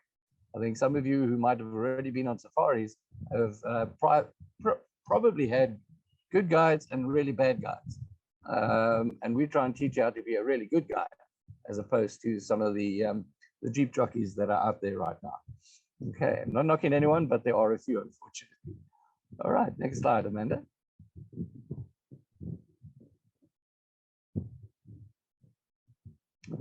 Okay, once again, this includes how you should present yourself and most importantly, how to be an ethical field guide. All right, you will learn valuable skills such as how to approach, address and convey nature to your clients whilst keeping a safe distance. All right, the safe distance is not just for us or the vehicle or the company equipment, but safety for the animal as well. we certainly don't want to leave the animal with a bad experience. And future guides then have to bear the brunt of the anger of an elephant that was pushed into a corner because we wanted to get better photo. Okay. It will, of course, expose you to the experience of the team and of the likes of myself. I manage and host most of the webinars, but I do often have my colleagues step in for me if required. We have a wealth of experience, and that 100 years experience mentioned in the earlier slides by Kim. Thank you, Kim. I'll probably make up for the majority of it, but we won't go there just yet. All right. Once you've acquired your full NQF2 qualification, it opens doors. Annie has just explained to you quite clearly how it has helped her to get where she was. And I can vouch for the statements made because that's exactly what happened with me. Came from a commercial background, hated it, spent 30 years in the rat race, and then decided to actually then move on and actually find quality of life. Very good. Next slide.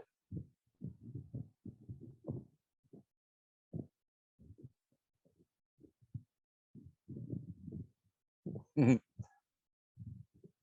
I've already mentioned it. It is once again self-paced. It's only 4 modules over a period of 4 weeks. Each delivered by myself and my team. And they're all pre-recorded lectures with video and YouTube clips demonstrating how things should be done, how to use a radio, how to park and where to park your vehicle. Is it in the shade? Is it in the blistering sun, etc., etc. But in addition to that, what's more, apart from just the webinars, there are, the masterclasses, there are also webinars every week throughout the 8 and the 4 week course, where we invite specialists in their field to actually chat to you folks about issues relating to conservation, successes of alumni students, and how their journey has turned out after doing the FGASA course, etc. And the beauty of doing the FGASA online, it is actually preparing you for either the 60-day or the 6-month course, whichever you should choose. You have already got a jump start and a head start, which means then that the practical application while you're on the ground with us is going to be much more fruitful than having to sit through weeks and weeks of lectures. You've already accomplished all of the theory, which will eventually stand you in good stead to enjoy the practical component. Great. Let us move on to the next one.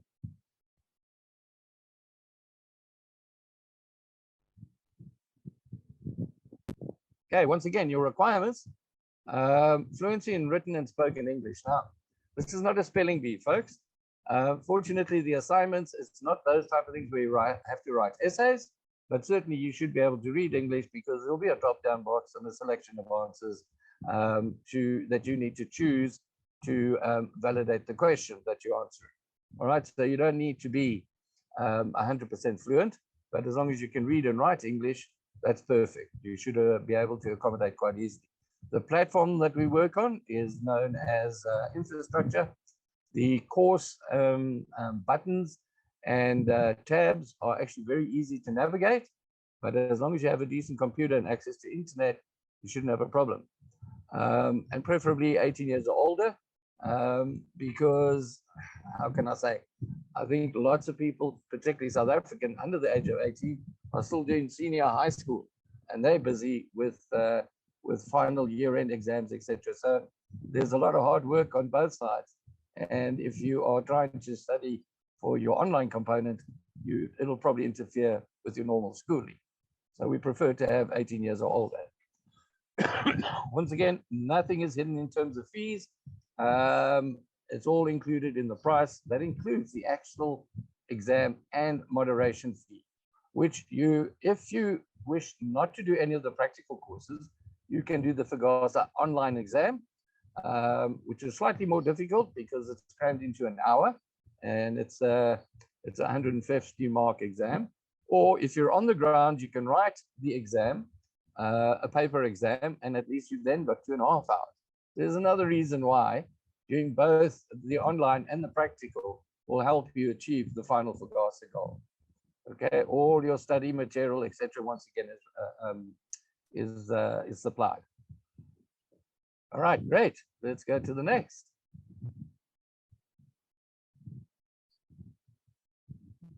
Okay, so this is just really a consolidation of the 8-week and the 4-week, but basically, if you can only do it in stages because of financial constraints or work commitments, we can do so. It's not a problem. If you choose just to do the 8-week course, that's fine. That's for your own benefit and your self-enrichment. If you only want to do the 4-week course, that you can do as well. All right, to gain a better insight, how we should deal with guests, body language, how we speak, voice projection, and just taking care of the small details that make the guest experience that much better. If you're already a guide, obviously these 4 weeks will be very good for you in terms of double checking to see if you're doing what you should be doing, and increasing your skill sets to make you even more successful. You'll only get the certificate, the full FGASA guiding certificate, once both your practical and your theory has been passed. In other words, your theory, your pass mark needs to be 75%. And then while you're out on the ground, you will undergo a 3 to 4 hour game drive where you're left in charge and you need to wow your assessor in terms of your guiding skills. Once you pass those 2 components, you are then a fully qualified field guide and you can seek gainful employment in the guiding industry. Alrighty, next slide.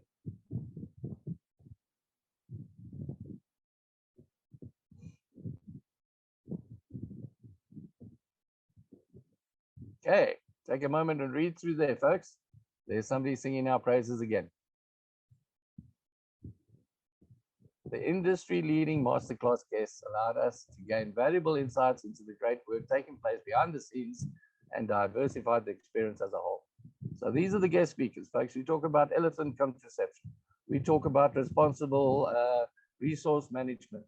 We talk about various conservation methods, and a whole lot more to boot. Let me not put it all out there just yet. I want to leave that little bit of anticipation so that you all attend these classes. But I promise you, you're in for a good ride. This is actually very, very beneficial across the board. All right, Amanda, next one.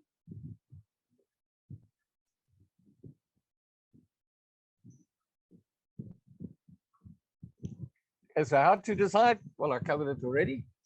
The best option will always be to do the comprehensive 23 and or 50-week professional field guide course.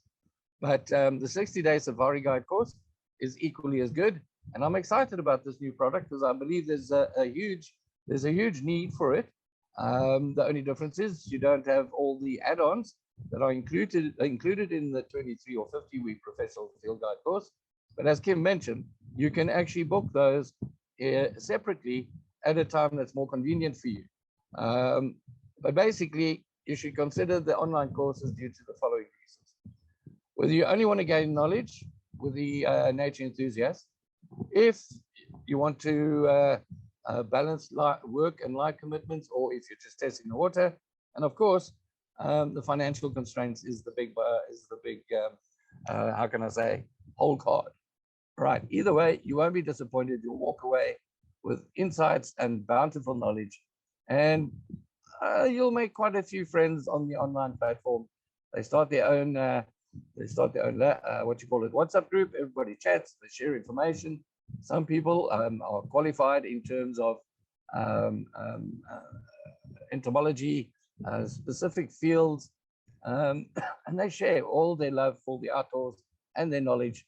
For us as laymen, or what you call it, lay-by-man people, or lay people who don't understand scientific stuff, to actually gain even more insight. I find it fascinating. Alrighty. Next slide. Thanks, Amanda. So now I'm going to open the floor to questions. And I've got nothing. Wow. Did you guys hear me at all? That was fantastic. Thank you so much, Trevor. That was really, really informative. And I'm sure I'm sure we have a couple of questions coming in, but I think just such a valuable offering for people who are unable to be with us physically in person, and just still being able to provide the opportunities that that you do with the online courses. So thank you so much for that. Only a pleasure. Colleen is... As I say, thanks for having me. I really appreciate it. Oh, it's such a pleasure to have you. We really appreciate you joining us. I know it's a Saturday, but it's always wonderful. No. Saturdays is fun days. Here we go. All right. With us. Take care. Thank you very much. Bye, Kim. Oh, wait a minute. Let me have a quick look. We do have a question. So Colleen would like to know, is it more efficient to do the 12-week online and 60-day to get the FGASA? I don't know let's put it this way, Colleen. If you're a quick study and you are able to retain information in a very short period of time, I would say yes, 100%. Go for it. You won't be any less more qualified than somebody doing a 6-month course. The only difference being, of course, is you don't get those added benefits of potentially advanced rifle handling. You're going to have to get your own 4x4 skills taken care of. These are things that make you very marketable when people are looking to employ guides. But if you are prepared to go the whole hog and find a placement for yourself, I would say it's actually a very good alternative if there is money and time constraints. So yes, absolutely. Awesome, thanks, Trevor. And then we have another question from Anonymous who would like to know, how do the practicals work for online? Okay, so Anonymous, there are no practicals on the online, unfortunately, because you need to be in person when we actually teach all the practical stuff. What I do try and do is I try and encourage our participants, for argument's sake, if we do a botany lecture, or if we do astronomy, or if I do birds or arthropods, I challenge our participants to actually go out, and even if it's in their back garden, to try and identify the plants that they've got in their actual garden, and recommend various reading resources or ID books, if you want to call them that, identification books. There's hundreds of them available regarding plants, flowers, trees, birds, bird calls, the list goes on. So that's about the extent that I can do from an online point of view.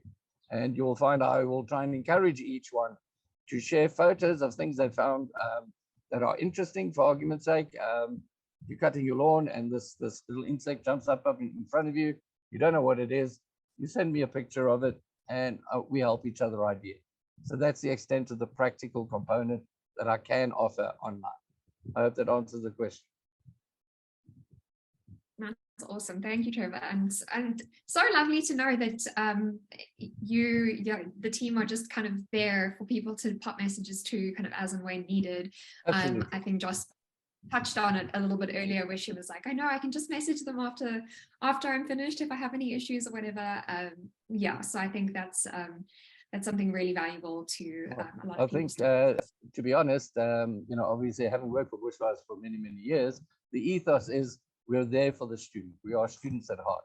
At the end of the day, if I can produce, or we can produce fellows that are in the know and can help us conserve our natural resources going forward for the next 100 years, well then we've done a damn fine job and I'm proud to be part of it. Absolutely. Awesome. Are there any other questions?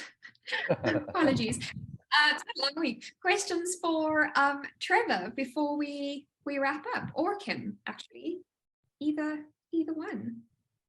I know we've had a very engaged audience today, so that's been fantastic. Lots of people very eager to learn and to have their questions answered live, which is always great. So if anybody would like to pop anything else through to the Q&A box, feel free to. Otherwise, Kim, is there anything else you want to add for this open day today before we wrap up? No, just thank you to everyone for attending. I hope it was informative and helpful and it answered all your questions and it gave you a better idea of which direction you want to go into or which course suits you best. But please, you guys can get in touch with me anytime for more questions or a chat. And then, of course, if any of you are interested in our on-campus open day next Saturday, if you're available, please give me a call and I'll tell you more about that as well. Awesome. Yes, thank you for flagging that, Kim. We are having our first actually in-person open day for years and years now, thanks to COVID, that will be held on campus next weekend. So if you are in the area and near the Bushwise campus, please do let us know. Pop Kim an email, let her know. We would love to have you there. Otherwise, we'll continue doing our online open days kind of we try for every second month. So if you would like to join us for another, we will be doing more next year. However, for this one, I quickly just wanted to touch on our open day offer. So we are allowing you, as a result of, as a thank you for attending today's event, we've got your details on our system, and you are entitled to a dramatically reduced deposit of 8,500 Rand. You can see the other currency amounts there if you are not from or living in South Africa currently. And to qualify, you need to put down this deposit before the end of this month. There are also limited additional scholarships available. So I would encourage you to get in touch with Kim and to let her know you are thinking about doing a Bushwise program, and ask her any questions that you need to. I see you have one more question in the quick Q&A box. Kim, good one for you. If you do the online FGASA course through you, Bushwise, where do you write the exam? So it all depends on if you're choosing to do a course with us later on. If you are choosing to do a course with us later on, you write the exam on campus. If you're choosing to do a practical course with another training provider, or you're not too sure if you want to do the practical course later on, you're welcome to do the online exam through FGASA. You can register with them and find the dates on their website, but we will also provide you with that information. Great. Thanks, Kim. Do we have any more questions before we... Oh, we do. Hello, Julian would like to know, are there any book recommendations to learn more about the bush wildlife, to either help us decide if this is the right thing or to help us prepare if we do decide to join? That's a great question. I don't think we've had that one before. Yeah, great question. So we do have some compulsory books for our students on the course that I found are really good books in general as well. It's a tree book, a bird book, and a mammal book. And then Beats About the Bush is also pretty good. And I think Trevor has got some good recommendations as well. But a general tree book, mammal book. Oh, and our insect book. An insect book is really, really great. No specific authors or types. Probably the most recent ones that are published are going to be your best bets. Awesome. Thanks, Kim. I think I do remember at a previous open day, Trevor shared the names and titles and authors of some books. So Julian, if you would like to pop us an email, you can email Kim at bushwise.co.za. We'd be happy to send through some links to some specifics. But yeah, I think that just those general subject areas that Kim has covered will probably do you good regardless of which book it is. And then we have another question from Anonymous. Oh my goodness, it has been a week. I'm so sorry. From Anonymous, does the cost of the course include the textbooks that you will use? Yes. So if you are booking the 60-day course or the 6-month or year course, you get the online course for free. On the online course, all your FGASA manuals and workbooks and everything is included for free in digital versions. If you want hard copies, it would be at an extra cost. And then internationals that are joining us in the 6-month or year course get the compulsory books for free. For obvious reasons, they can't purchase them in South Africa, and to buy them and courier them over before the course is just very expensive. So internationals do get the compulsory books included. Great. Thanks, Kim. I love these events because I also always learn so much. So I'm just taking notes as you talk. Fantastic. Well, if we don't have any more questions, I think I'm going to wrap it up there. We are almost at the end of our time on the dot. So a very, very efficient and timely open day. But but I'm just going to take a moment to say thank you so much to everyone. Ooh, one final question from Colleen. Is the 60-day option on your website? It is indeed. If you also want more information, I can send you a fact sheet and you can email me a request, but it is available on the website. Yes, I can confirm is in fact available on the website. Great. Well, thank you so much, everyone, for joining us today. Thank you so much, Kim, for your time and your energy and your expertise. It's been wonderful learning more about the different Bushwise programs that we offer, and a huge thank you to everyone for joining us today and sacrificing a part of your weekend to be here with us. As I mentioned at the start of this, there will be an email landing in your inbox now with all the information regarding the special offer, as well as contact information, and we will be emailing you a link to the recording of this event on Monday morning, first thing. So do keep your eyes open for that, and feel free to rewatch parts that you would like to watch or perhaps you missed, or share it with anyone else that you feel might be interested in doing a Bushwise program. I think that's it. Thank you so much, everyone, for attending. Have a wonderful rest of your day or evening, depending on where you are in the world. And we hope to connect with you soon. Thanks all. Cheers.